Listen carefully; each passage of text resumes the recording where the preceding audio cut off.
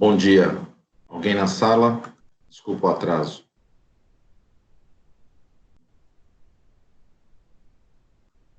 Vou aguardar um pouco por aqui.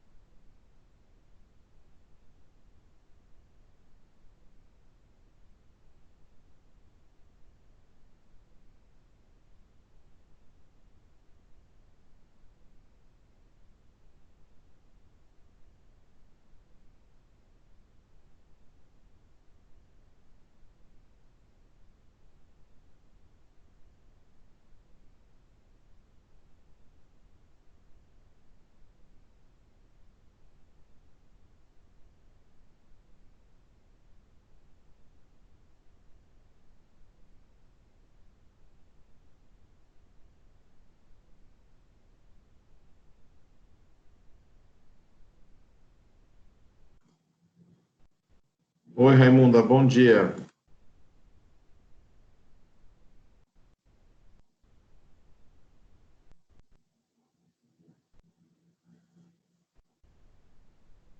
Raimunda, bom dia.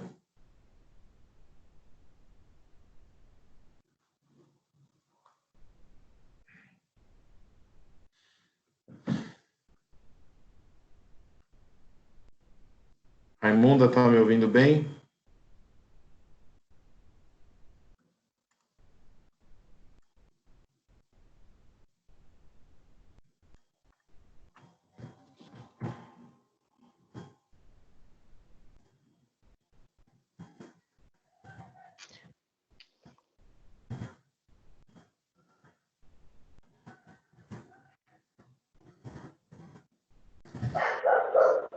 Raimunda?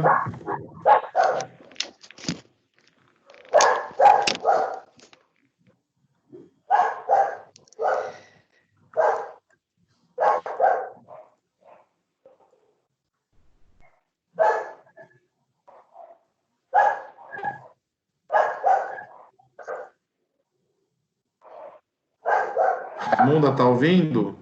Estou ouvindo. Tá. Feche os microfones, por favor. Bom dia, professor.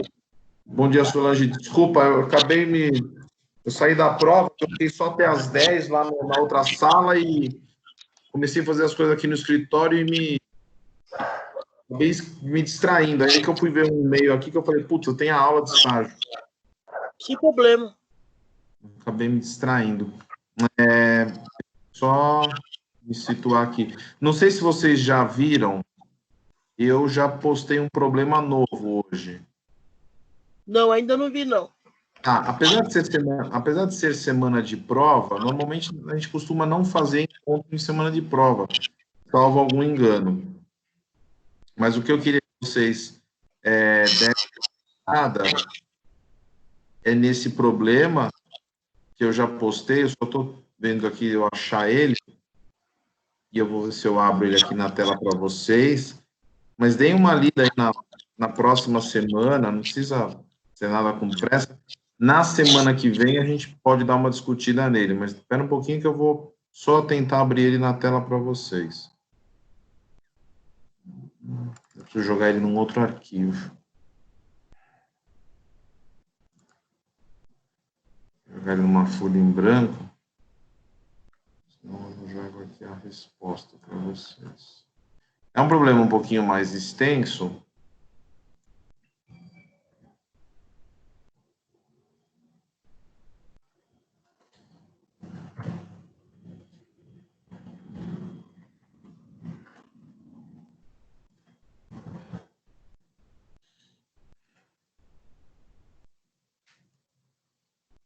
Já está aqui, eu vou ver se eu compartilho. Estão me ouvindo? Tranquilo. Então, deixa eu explicar uma coisa. Isso aí não foi aqui com vocês, surgiu aí num outro momento, vamos dizer assim. Uma dúvida que às vezes o aluno tem, que é a seguinte. Então, a questão de copiar o problema ou não copiar o problema, né? Essa é uma questão que a gente precisa ponderar com vocês aqui. É o seguinte, a gente precisa, sempre na medida do possível, não é copiar o problema, mas é, de certa forma, quando a gente fala dos fatos, né, na petição, mas é, de certa forma, dar uma enxugada naquele problema e só colocar em relação aos fatos aquilo que interessa, desculpa a redundância, mas para entender efetivamente os fatos. Porque acho que vocês já estão percebendo que nessa narrativa que vem no problema, você tem coisa que é fato, vamos dizer assim, e tem coisa que que você pode, por exemplo, usar na argumentação. Então, por exemplo, eu não sei se foi um dos problemas que eu passei para vocês, porque a gente vai variando um pouco conforme a turma. Mas um exemplo, olha, a denúncia narra que o fulano subtraiu, sei lá, R$ 50 da carteira de uma pessoa. Aí vem, a testemunha que presenciou o furto disse que ele estava com uma roupa diferente daquela que ele foi preso. O que você precisa saber separar? A primeira frase, o primeiro momento, olha, que a denúncia acusa ele de um furto, é algo que você coloca no fato. Agora, essa parte da narrativa que fala, olha, a testemunha verificou que a pessoa estava com uma roupa diferente, isso já tem a ver com o quê? Com a sua argumentação. Então, é bom sempre tentar não fazer uma cópia pura e simples do processo, né, do problema, por conta justamente disso, de você, primeiro, a questão do tempo que você tem, segundo, o próprio espaço que você tem para escrever, e saber efetivamente separar, vamos dizer assim, o joio do trigo. Deixa eu ver se eu consigo agora compartilhar com vocês, porque não está... agora vai aparecer. Então, está aparecendo para vocês aí um problema que diz Cristiano foi denunciado. Sim, para mim está aparecendo. Raimunda, para você? Responda, Raimunda. Raimunda?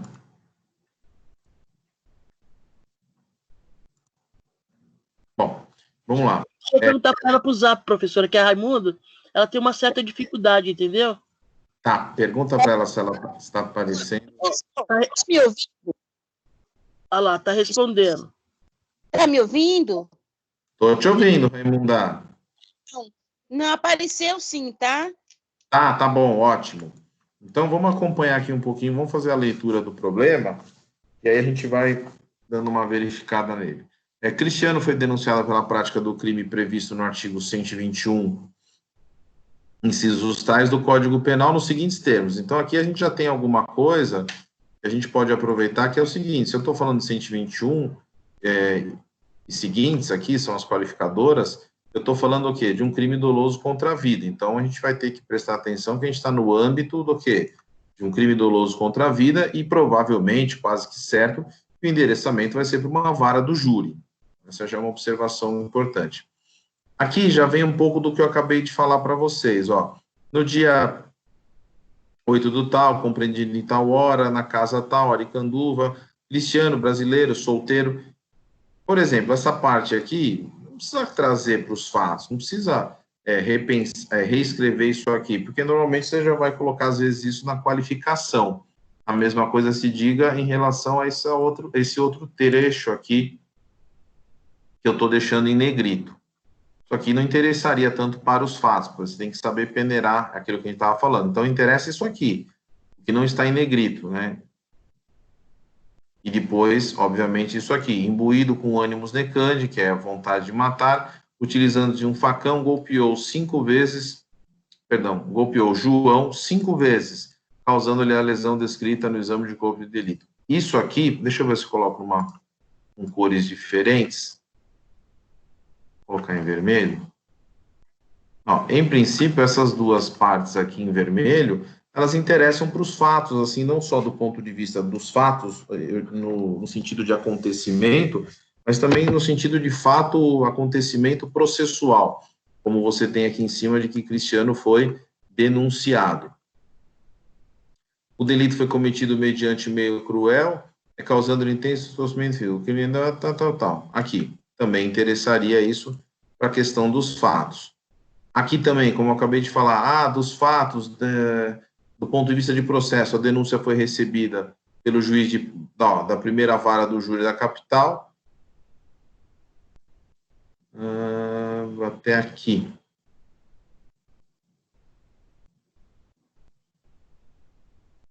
Da acusação interrogatória, eu tive nesta ordem. Ó.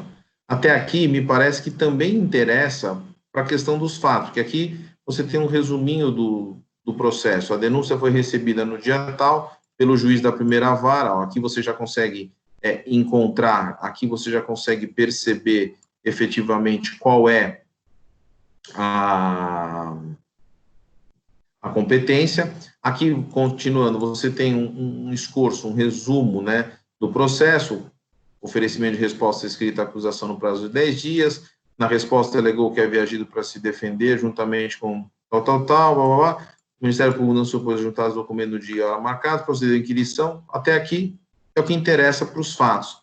Quando a gente começa a falar aqui, ó, essa parte, por exemplo, essa outra parte também, vamos colocar em negrito, pode perceber, ó, a acusação arrolou Pedro, que informou que conhecia Cristiano havia 5 anos, e o acusado tinha o hábito de beber. Isso aqui já diz respeito a mérito. Aqui é a mesma coisa, a defesa arrolou Francisco, irmão do réu, o único parente a presenciar o fato, que ouvido com a concordância da acusação. Isso aqui também, mais ou menos, diz respeito a mérito. Pode ver que daqui para baixo, deixa eu só...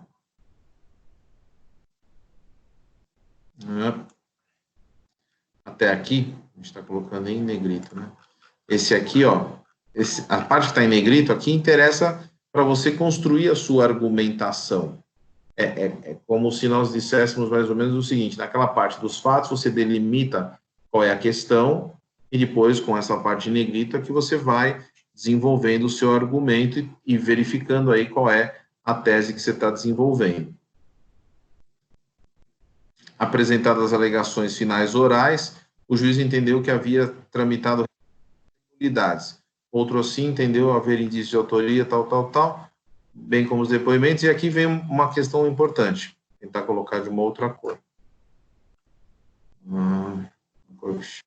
Essa não chama. Vou colocar em roxo. Deixa eu só ver que tem alguém aqui, acho que querendo entrar. Sério.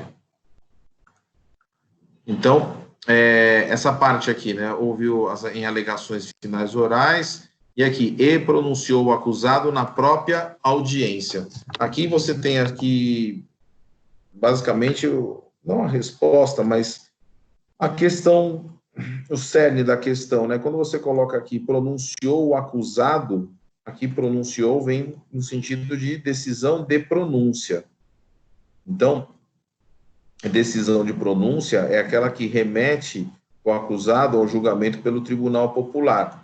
E decisão de pronúncia, ela sempre vai desafiar, ela sempre vai comportar um recurso que a gente chama de recurso em sentido estrito, mas a gente abrevia ele pelo nome de rese. Não que vocês devam abreviar, deve se colocar sempre por extenso, mas é só um termo aí que é muito comum no dia a dia, que é recurso em sentido estrito. Então, se houve uma decisão de pronúncia, ela sempre comporta efetivamente o quê? Recurso em sentido estrito. Esse recurso, que é o recurso em sentido estrito, ele tem, assim, do ponto de vista de sua estrutura, a mesma coisa que nós temos no recurso de apelação. A gente tem uma estrutura que é uma peça de interposição, depois eu deixo para vocês lá um modelo para ser orientado, mas não tem muita divergência em relação ao que você já tem do recurso de apelação. Então, você tem uma peça de interposição essa que tem que ser feita no prazo de 5 dias, a interposição, e as razões você apresenta em 2 dias. É claro que você, na petição, ou naquilo que a gente está se propondo a fazer aqui, você tem que fazer tanto a interposição, como também a peça de razões. Depois, vocês vão perceber que lá no modelo que eu vou deixar para a próxima aula, vocês vão perceber que existe, mas se vocês forem atrás, vocês também vão encontrar isso, existe ali no recurso em sentido estrito um juízo de retratação. Por quê? Você apresenta as suas razões, o promotor vai apresentar as razões dele, e aí, no âmbito desse juízo de retratação, o juiz pode voltar atrás no que diz respeito à decisão que ele proferiu.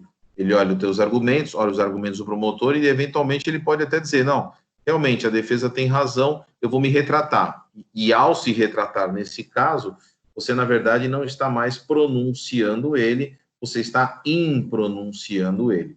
Então, vocês vão perceber que existe um parágrafo, assim, é uma coisa muito singela, não é uma coisa muito extensa que vocês têm que fazer, postulando aí que seja feito o chamado juízo de retratação. Então, a gente já percebeu aqui que por ter havido uma pronúncia, a gente já percebeu que é a petição ou o recurso em sentido estrito, o endereçamento está lá acima, perdão, está aqui, primeira vara do júri, a gente consegue identificar. E aquilo que eu ressaltei para vocês agora no começo, tem muita coisa que não interessa para você colocar nos fatos, você precisa sintetizar, e você precisa sempre perceber o que é fato, o que é argumento. Então, aqui, por exemplo, o que está em vermelho, me parece que é algo que tem a ver com os fatos. O que está em negrito já são dados, efetivamente, que interessam muito mais ao seu argumento. Então, é besteira você ficar copiando, né, nos fatos, a acusação rolou Pedro, que informou que conhecia Cristiano. Essa parte aqui, que informou que conhecia, essa parte diz respeito ao quê? A fato, diz respeito, perdão, a argumento, algo que você tem que discutir no mérito. A defesa rolou o Francisco, não precisa ficar explicando nos fatos, que a defesa rolou o Francisco, irmão de fulano, a presenciar, senão você vai ter que repetir isso no seu argumento. Veja como aqui você tem já uma questão do próprio argumento, ó. Ele avisou, diante disso, dirigiu-se ao local, chegando lá na posse de um facão, mandou que ele parasse. E aqui vem. Caminhando em cima de direito, está aqui, ó. Aqui está mais ou menos uma questão, ó, não precisa repetir nos fatos, que diante disso, o Cristiano dirigiu. Isso aqui é mérito. Cristiano matou, não matou, se matou, matou autorizado pela legislação, algo que vocês já vão começar a perceber aí, qual é a tese que a gente tem que encampar aqui. Então, procurem, e lógico que isso é um exercício, isso vai, com o passar do tempo, vocês vão captando, vocês vão percebendo isso de forma mais, como é que eu diria, de forma mais rápida, de forma mais célere, né?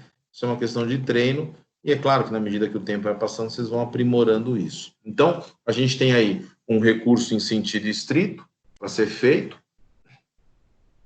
e também tem aquela estrutura de interposição e de razões, e aí vocês têm o endereçamento, eu já falei, a primeira vara do júri, está ali, mas precisa colocar o excelentíssimo senhor doutor juiz de direito da primeira vara do júri da comarca de São Paulo, e aí a tese que vocês vão ter que começar a procurar, começar a xeretar um pouquinho, para a gente também trazer começar, na medida do possível, trazer um grau maiorzinho de dificuldade, para que vocês comecem também a vislumbrar a tese, qual que é a possibilidade ali ou não. E aí, na semana que vem, a gente vê, eu aconselho, não façam a peça ainda, não vão colocar tudo no papel, deem uma rascunhada, deem uma estudada. Na semana que vem, a gente discute a resposta, qual é a tese, qual é o pedido correto, e aí sim vocês elaboram a peça. Tudo bem, Solange, Raimunda e Célia? Tudo bem, entendi.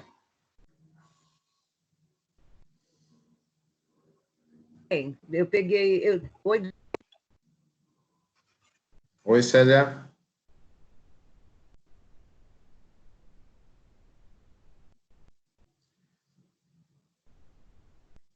A Raimunda, Solange, você vê com ela? Será que consegue acessar ela pelo WhatsApp para ver se... Pode deixar que eu vejo com ela. Eu já vou mandar um zap para ela aqui.